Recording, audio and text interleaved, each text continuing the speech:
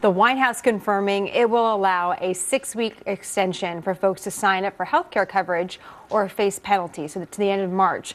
But a group of senators, including more than half a dozen Democrats, apparently think that doesn't go far enough. That's giving momentum to a proposed bill from Senator Marco Rubio. It calls for the individual mandate to be delayed at least 6 months after the healthcare.gov website becomes fully functional. A lot to talk about with Senator Marco Rubio. He joins me now. Senator, nice to have you back on the program. Thanks for having me back. A lot to talk about. Let's start with this first report. The president has told us repeatedly that if we are an American who buys our own insurance, owns our own business, and provides our own insurance for our families, that we'd be able to keep that insurance. Now we're learning, according to reports, that the administration knew that for the majority of those Americans, that would not be true. This is while the president is saying this to the American public. What's your reaction to that? Well, but this is by design. They always knew that. And the reason why is they wanted to destroy the individual marketplace and then to force a growing number of Americans onto either exchanges or some other Obamacare mandated plan. That was always their design. They knew that from the beginning.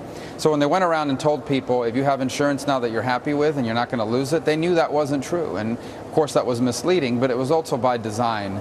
And in fact, we're now starting to see the true design of this plan is to move more and more Americans to health care plans that either the government controls or that fit the profile of what the government wants to force upon people. And as a result, people have less choices now about the kind of health coverage they want to buy.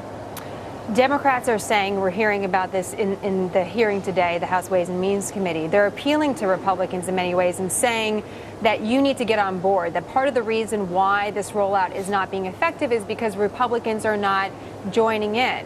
What do you say to Democrats who say that you're part of the problem? Well, first of all, if you start to look at some of the problems that are happening already, and there are many more to come, this is just the tip of the iceberg. As Obamacare transitions from being a theory to reality in people's real lives, you're going to hear more and more stories like this. So whether it's people that have a coverage that they're happy with and are now being told you can't have that coverage anymore, you have to buy something else that costs a lot more money. We can't get on board on that. That's part of the law, by the way. That's not anything Republicans did. The same with the website. The reason why the website is failing has nothing to do with Republicans. It has to do with the fact that the government was not competent enough to set it up in time.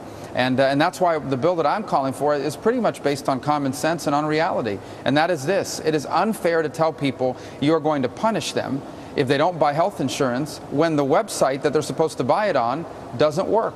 And so all I'm saying is, I want to repeal Obamacare, but at a minimum what I'm saying is, let's not punish anybody for not buying health insurance until the website is working.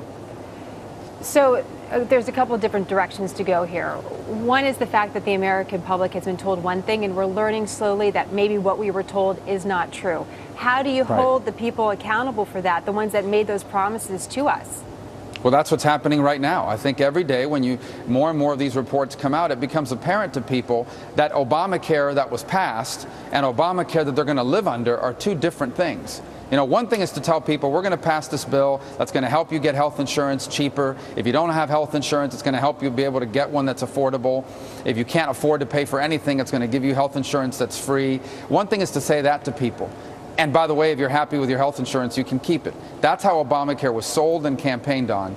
Another thing is what Obamacare actually is and what people are actually now experiencing. Let me ask you a little bit about that. I understand the new legislation you're introducing has to do with the website, in part to say, you know, let's push out the individual mandate until we're sure that this website is functional. But we're also seeing some other side effects as well. We're seeing a huge expansion in Medicaid, which is in part something that we were told was going to happen, but a lot of questions about price control as well. So you say you want to repeal Obamacare. We've heard that, of course, before from many Republicans. But what do we do about some of these other issues as they start to roll out? What's the plan?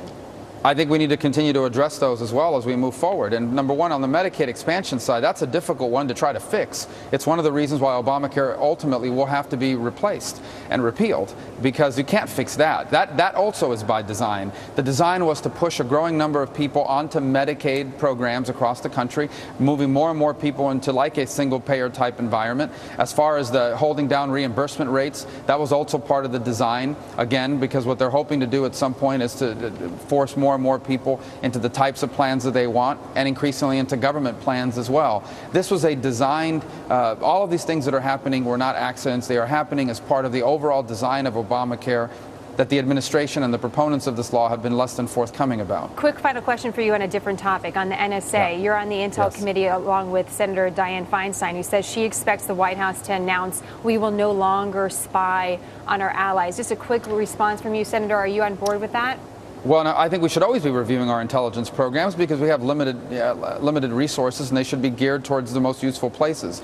That being said, I do think some of this outrage by some of these leaders is false outrage designed basically to appease a domestic audience. The reality is that if I travel abroad with my cell phone, I expect and can anticipate that foreign intelligence services, including those of our allies, will try to monitor them. They do so to create knowledge about the way policymakers make decisions and so forth. So I think some of that stuff is a little bit overblown on their part, but we should always review our intelligence programs. We want to make sure they're not being abused, and we want to make sure that they're being used in the most effective ways.